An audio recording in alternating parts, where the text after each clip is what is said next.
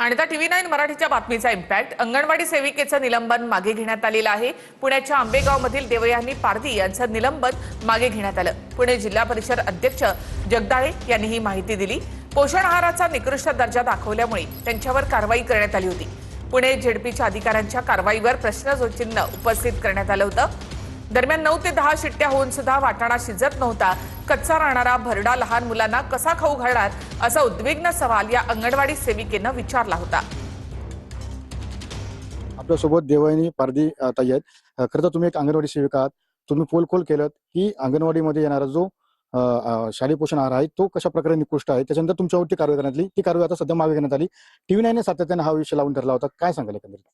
मी खरंच तुमच्या चॅनलचे आभार मानेल, कारण आज तुम्ही माझ्या इथपर्यंत पोहोचलात आणि ते तुम्ही जगासमोर म्हणजे माझी सत्याची बाजू मांडली, मला न्याय मिळवून दिला.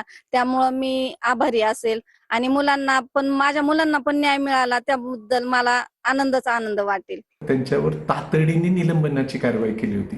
ती कार्यवाही अत्यंत अन्यायकारक होती हे आम्हाला सुद्धा नंतर लक्षात आलं.